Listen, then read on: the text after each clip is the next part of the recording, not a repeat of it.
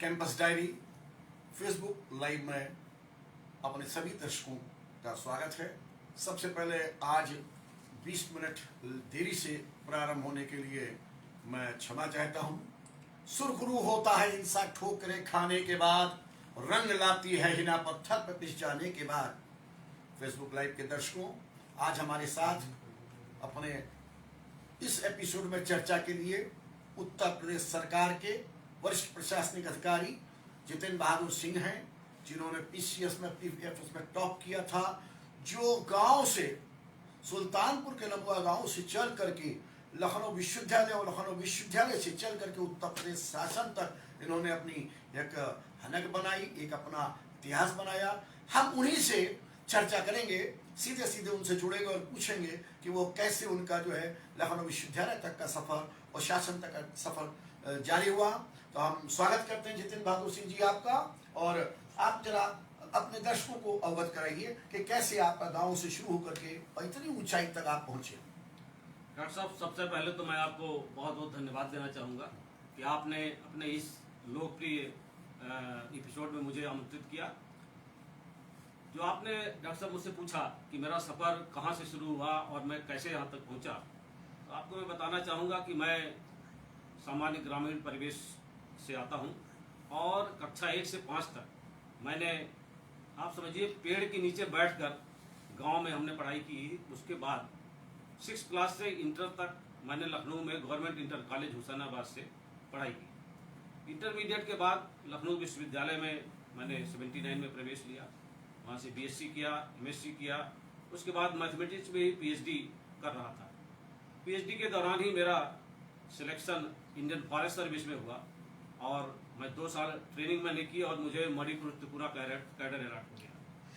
मैं चूंकि ग्रामीण परिवेश से था और अपने प्रदेश की सेवा करना चाहता था, अपनों के बीच में रहना चाहता था, इसलिए मैंने उत्तर प्रदेश पीसीएस 1986 बैच में ज्वाइन किया था। और सुना आपने पीसीएस में टॉप किया है? हाँ, मैं आपको बताना चाहूँगा कि Uttar Pradesh provincial forest service, PFS इसे बोलते हैं सामान्यतः, और उत्तर प्रदेश पीसीएस 1986 बैच में मैंने पूरे प्रदेश में टॉप किया था, दोनों में। मैंने फिर 86 में बैच में पीसीएस ज्वाइन कर लिया था और विभिन्न पदों पर मैंने कार्यरत किया। मैं चमोली में एसडीएम रहा, मिर्जापुर में रहा, रायबरेली में रहा, लखनऊ जिला प्रशासन में काफ़ी वर्षों तक रहा। विभिन्न विभागों जैसे लखनऊ डेवलपमेंट अथॉरिटी, आवास विकास परिषद, यूपी एसआरटीसी, मंडी परिषद में करते करते 2005 में मुझे आईएएस कैडर अलॉट हुआ। और उसके बाद मैं सर्वप्रथम जनपद गोंडा में कलेक्टर बना। उसके बाद मैं इटावा में कलेक्टर रहा। उसके बाद प्रमोशन के बाद मैं सचिव पीडब्ल्यूडी के रूप में कार्यरत रहा और वहीं से सेवा मुक्त हुआ। बहुत अच्छा। अब ये बताइए, जब आप लखनऊ विश्वविद्यालय में आए थे तो आप छात्रावास में थे, संभवतः लाल बहादुर शास्त्री छात्रावास में थे, तो छात्रावास का उस वक्त का माहौल, विश्वविद्यालय पठन पाठन का माहौल, और कैसे प्रवोस्ट से और अंडरस्टैंडिंग छात्रों की होती थी, किस तरह से, कौन कौन से ऐसे शिक्षक थे जिन्होंने आपको प्रभावित किया, क्या उसका आप पर प्रभाव पड़ा? नहीं, विश्वविद्यालय आने पर एक अलग माहौल तो मुझे मिला, लेकिन विश्वविद्यालय के लिए मैं कोई नया नहीं था। विश्वविद्यालय के बगल में ही रहकर मैंने इंटरमीडिएट तक पढ़ाई की थी और विश्वविद्यालय प्राय मेरा आना जाना हुआ करता था। और जब मैं एलबीएस हॉल में आया 117 नंबर कमरे में, तो वहाँ का माहौल, जो मुझे लोगों ने डराया था कि हॉस्टल का माहौल बड़ा गड़बड़ होता है, रैगिंग होती है, कुछ होती है, ऐसा मेरे साथ कुछ हुआ नहीं। मेरे पहले से भी जानने वाले कुछ लोग हॉस्टल में रहते थे और हॉस्टल में बड़ा अच्छा माहौल मिला, पढ़ाई का माहौल मिला। विश्वविद्यालय, हमारा जो मैथमेटिक्स डिपार्टमेंट था, वहाँ भी अच्छे अच्छे शिक्षक मिले, इंटरनेशनल लेवल के शिक्षक मिले और उनसे काफ़ी सीखने को मिला और उन्हीं की प्रेरणा से मैंने कंपटीशन की तैयारी शुरू की और तभी सफलता मिली मुझे। उस वक्त विश्वविद्यालय में कैसा माहौल था, छात्र राजनीति का, पढ़ाई का, खेल कूद का, जो आज, और उसको आज से हम कैसे कंपेयर करेंगे? कौन ऐसे शिक्षक थे जो बहुत ज़्यादा छात्रों के प्रिय थे, या छात्र जिनसे डरते थे, जिनकी एक अलग इमेज रहती थी? उस समय का माहौल जो है, जहाँ तक राजनीतिक रूप से है, मुझे जहाँ तक याद है कि उस समय, हमारे समय में 4-5 साल तक तो इलेक्शन हुए ही नहीं थे, क्योंकि इमरजेंसी के बाद का माहौल था और एक रिटायर्ड आईएएस उस समय डीसी नियुक्त हुए थे नाम तो मुझे याद नहीं, गिरिजा प्रसाद पांडे जी, वो गिरिजा प्रसाद पांडे जी थे। और उन्होंने वहाँ का माहौल सुधारने के लिए 4-5 साल तक चुनाव होने नहीं दिया, और शायद उसी का परिणाम था। हम लोग ऐसे दौर में थे कि हम लोगों को पढ़ाई की तरफ ध्यान गया और राजनीति की तरफ ध्यान नहीं गया। पढ़ने में हम लोगों ने मन लगाया और तभी सफलता मिली। जहाँ तक शिक्षकों की बात है, बड़े बड़े अच्छे शिक्षक थे, वार्डन भी अच्छे थे जो प्रोत्साहित करते थे।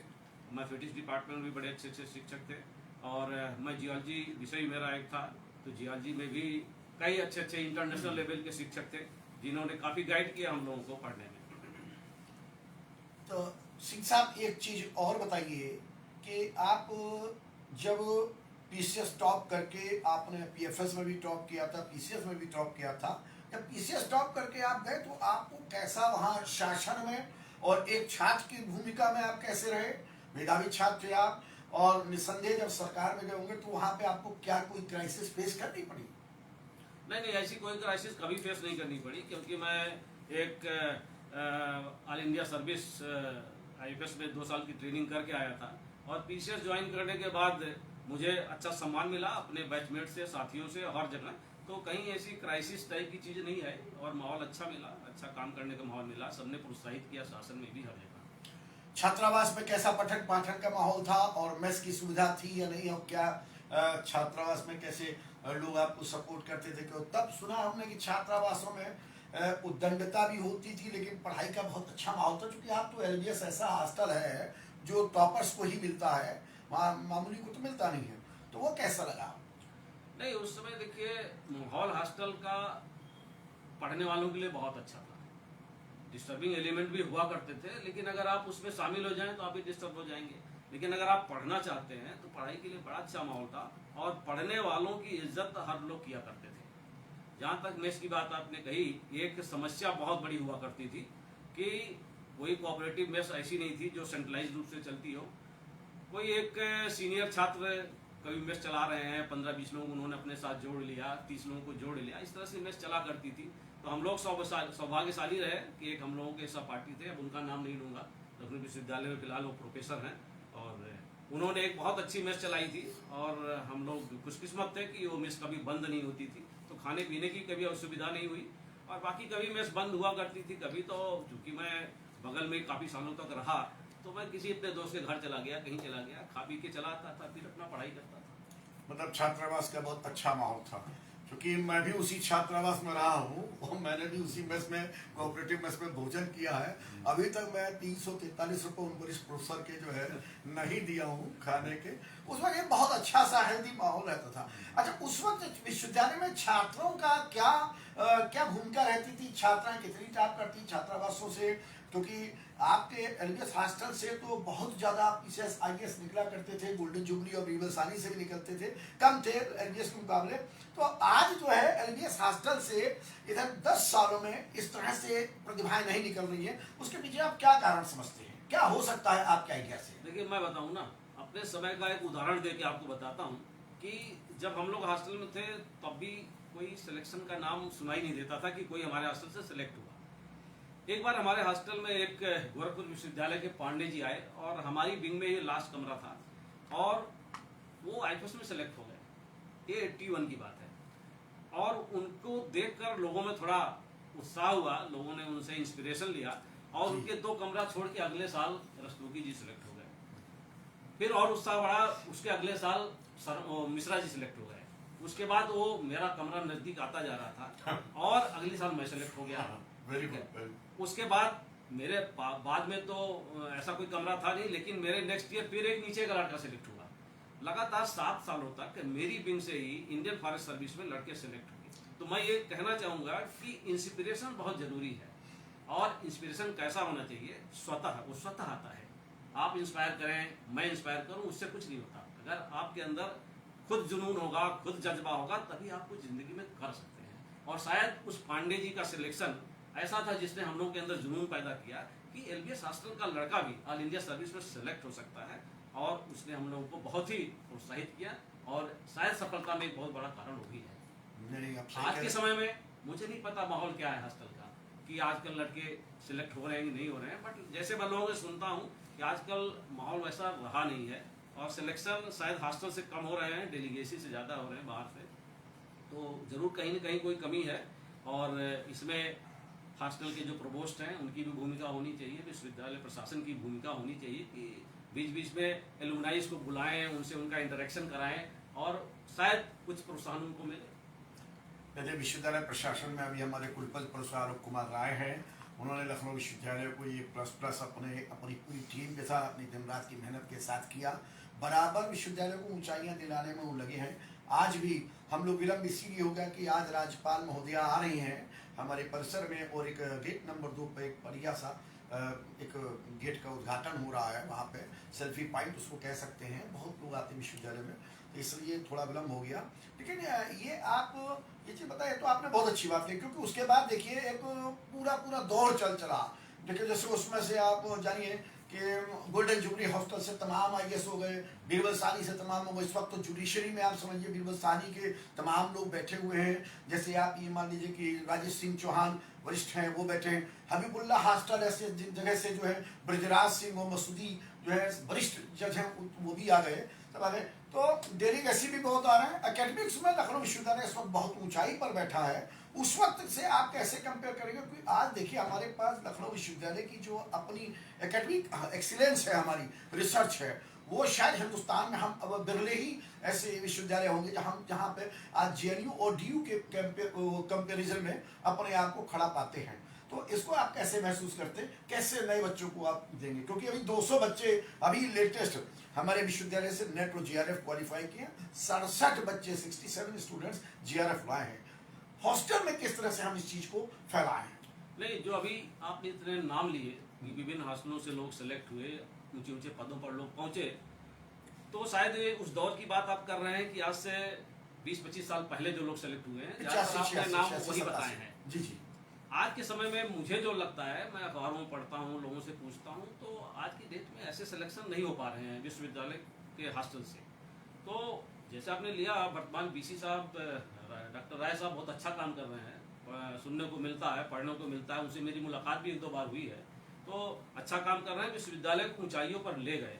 लेकिन जो एक थोड़ी सी कहीं कमी लगती है ना, कि छात्रावासों में माहौल बनाने के लिए कुछ प्रयास अलग से करने होंगे, क्योंकि छात्र हॉस्टल में आता है तो अगर वो खाने के लिए और पानी के लिए इसके लिए परेशान घूम रहा है, खाली उसी में व्यस्त हो गया, तो पढ़ाई में उसका मन नहीं लगेगा।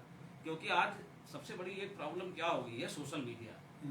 मैं आउट ऑफ कॉन्टेक्स्ट बात कर रहा हूँ कि सोशल मीडिया ने हमको बहुत कुछ सिखाया भी है और हमें बर्बाद भी किया है। सोशल मीडिया में आप देखते हो, अगर आज मैं कहूँ कि मैं आज सेवानिवृत्त हो गया हूँ, लेकिन इस पे हमारा स्क्रीन टाइम कितना होता है, तो कभी मैं देखता हूँ 3.5 घंटे 4.5 घंटे दिन में हो जाता है।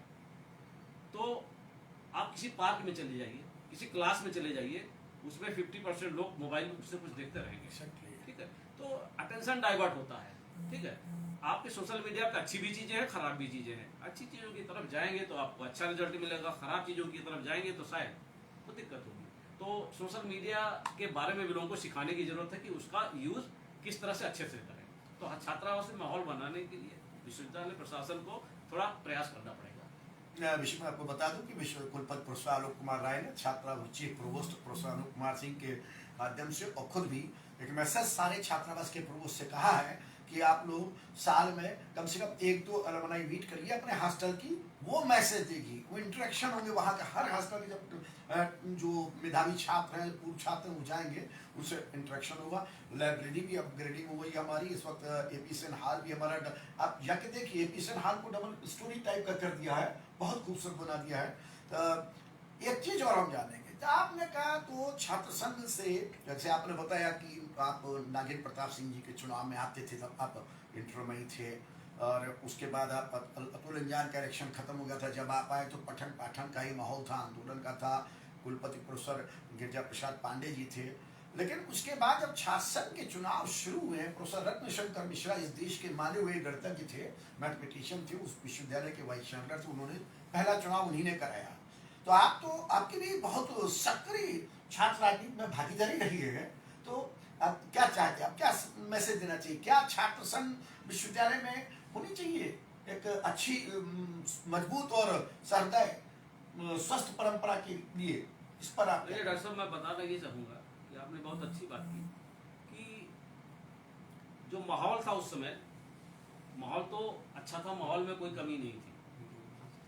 जहाँ तक चुनाव की बात है, चुनाव होना चाहिए नहीं होना चाहिए, ये थोड़ा कंट्रोवर्शियल विषय इस सेंस में है कि किसी की व्यक्तिगत राय हो सकती है कि चुनाव होने से अराजकता फैलती है, पठन पाठन का टाइम कम मिल पाता है। पता चला कि 1 महीने चुनाव चल रहा है, प्रचार चल रहा है, तो वो 1 महीना आपके पठन पाठन से गायब हो जाता है, तो एक ड्रॉबैक है। दूसरे, उसको कुछ इस तरह से फ्रेमवर्क करना चाहिए कि अच्छे लोग विश्वविद्यालय की राजनीति में आए, न कि ऐसे लोग आए। हमको उस समय का भी जमाना याद है जब गोली कट्टा भी चला करता था, चुनाव में कैंडिडेटों के ऊपर FIR हुआ करती थी, पुलिस आती थी, लाठीचार्ज हुआ करता था, तो वो शायद विश्वविद्यालय के माहौल के लिए अच्छा नहीं है।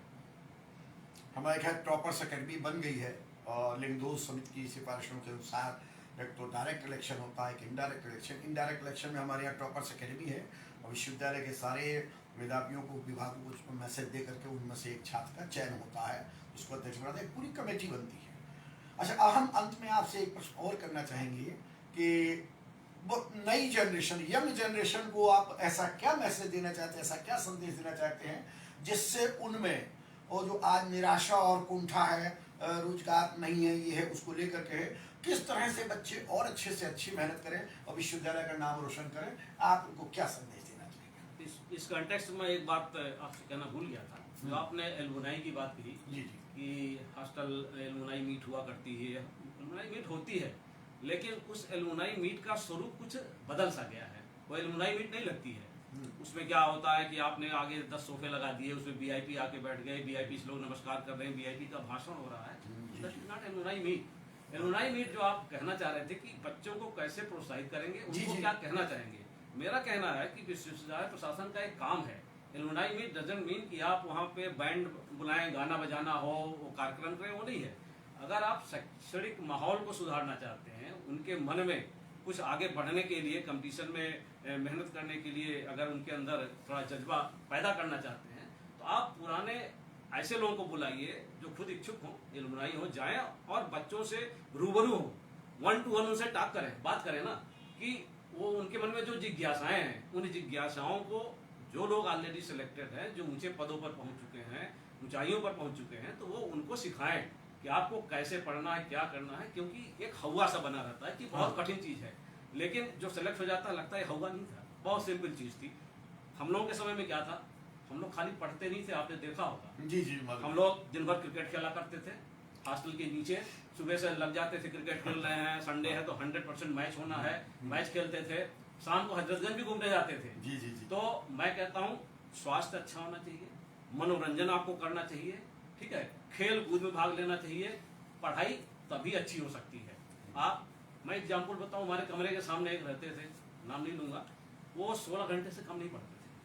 और मैं हॉस्टल में नया था, मैं 4 घंटा पढ़ूं, 3 घंटा पढ़ूं, क्रिकेट खेलता रहूं दिन में।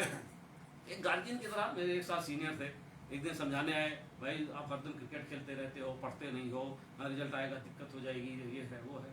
तो खैर सीनियर थे तो मैं कुछ बोला नहीं। जब एग्ज़ाम हुआ, पता चला वो हमारे जो सीनियर थे एग्ज़ाम में वो आए, पेपर रखे, बोले तो मैं तो ड्रॉप कर रहा हूँ। क्यों, क्या हो गया? बोले मैं सब कंफ्यूज हो गया, मुझे तो वहाँ सब भूल गया एग्जाम। मैं आया तो मैंने भाई अपने टॉप कर दिया, हाँ, 4 घंटे पढ़ के टॉप कर दिया। तो वो कह रहे आप मेरे गुरु हो, मैं आपका शिष्य हूँ, आप मुझे बताओ। हाँ, वो कमरे में खिचड़ी बनाते थे, कमरे से निकलते नहीं थे, फिर उन्होंने भी हजरतगंज जाके घूमना शुरू कर दिया। हाँ, शाम को रोज जाते साइकिल उठा के, फ्रेश माइंड होता था। आपकी जो लर्निंग कैपेसिटी है, मेमोराइज करने की कैपेसिटी है, शायद अगर आप मनोरंजन भी करेंगे, खेलेंगे भी, तो डबल हो जाएगी। जो चीज़ आप 8 घंटे में याद करेंगे, आप 2 घंटे में याद कर लेंगे। तो ये मेरा सभी नए बच्चों को ये संदेश है कि आप मनोरंजन मत छोड़िए, खेल कूद मत छोड़िए, स्वास्थ्य का ध्यान रखिए, पढ़ाई तभी अच्छी होगी। पढ़ाई को आप 3 चौथे नंबर पर रखिए। ये नहीं कि आप 8 घंटे पढ़ रहे हैं और खेलना कूदना कुछ नहीं, खाया सोया पढ़ा बस, तो इससे आपके व्यक्तित्व का निखार नहीं आता। ओवरऑल व्यक्तित्व को निखारने के लिए आपको इन सब चीज़ों में शामिल होना पड़ेगा। बहुत अच्छी रही चर्चा आपसे जेवी सिंह साहब। तो मेरे फेसबुक लाइव के दर्शकों, नौजवान साथियों, एक मैसेज तो ये ले लीजिए कि आपका अपना एक निजी टाइम टेबल होना चाहिए। उस निजी टाइम टेबल में जो पढ़ाई का पीरियड है, पढ़ाई का स्लॉट है, उसमें कोई व्यवधान नहीं होना चाहिए, लेकिन उसके अलावा सारी क्रियाएं करना चाहिए, क्योंकि जो स्वस्थ मस्तिष्क में ही स्वस्थ शरीर में स्वस्थ मस्तिष्क का वास होता है। और जब स्वस्थ मस्तिष्क रहेगा और फ्रेश एयर आपको मिलेगी, फ्रेश एयर मनोरंजन से, खेल से, किसी भी चीज से मिल सकती है, उसके बाद आप पढ़ेंगे तो आपको बहुत अच्छा आपका याद रहेगा। और आज की डेट में मैं नौजवानों से कहना चाहता हूं कि आप मोबाइल पे खेलो, मना नहीं कर रहे, लेकिन एक मोबाइल का भी अपना टाइम सेट करिए, पढ़िए जरूर और खेलने जरूर जाइए, क्योंकि आप लोगों ने इंडोर एक्टिविटी में मोबाइल को और तनचंद गेम को मोबाइल के ले लिया है, उससे कुछ नहीं होगा। और शरीर को स्वस्थ रखने के लिए आपको आउटडोर एक्टिविटीज में हिस्सा लेना पड़ेगा, चाहे वो आपकी चर्चाएं हो, चाहे किसी भी प्रकार का हो, खेल हो, मनोरंजन हो, आप कहीं जाए जरूर घूमें। शरीर स्वस्थ रहेगा तो मस्तिष्क स्वस्थ रहेगा, और मस्तिष्क स्वस्थ रहेगा तो आपकी जो है याददाश्त की क्षमता बहुत ज़्यादा अच्छी रहेगी, जिसको हम शॉर्ट टर्म मेमोरी और लॉन्ग टर्म मेमोरी कहते हैं, LTM और STM, वो आपकी अच्छी रहेगी। तो हम समझते हैं कि आप 4 घंटे में ही, जैसे इस तरह से जितेंद्र बहादुर सिंह, JB सिंह साहब PCS और PFS टॉपर हैं, और उसी तरह से आप भी एक दिन अपने विश्वविद्यालय के, अपने छात्रावासों के नाम को रोशन करेंगे। हम अगले एपिसोड में फिर आपसे चर्चा करेंगे लखनऊ विश्वविद्यालय के किसी पूर्व छात्र के साथ, जो अपना एक अजीम स्थान खेल में, पढ़ाई में, राजनीति में, किसी न किसी फील्ड में, शिक्षा में, शिक्षाविद में बना चुका है। अवश्य लेंगे, क्योंकि आपके सामने एक और है BSc की, जब हम PhD 4th ईयर में थे, BSc 1st ईयर में थी हमारी समर्थक नहीं, प्रोफेसर पूनम टंडन, उसमें BSc 1st ईयर में हुआ करती थी, खूब उछलती कूदती थी, वो थी अलका मिश्रा थी। आप देखिए इस वक्त वो गोरखपुर विश्वविद्यालय की कुलपति बन चुकी है।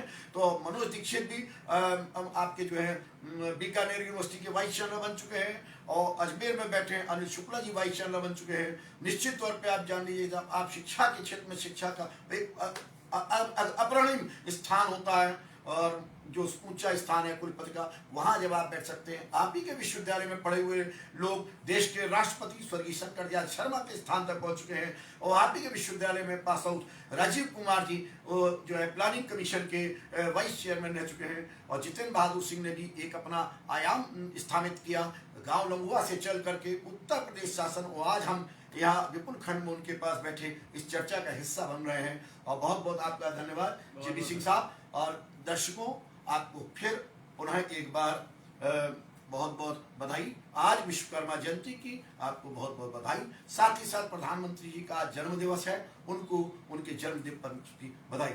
जय हिंद, जय भारत।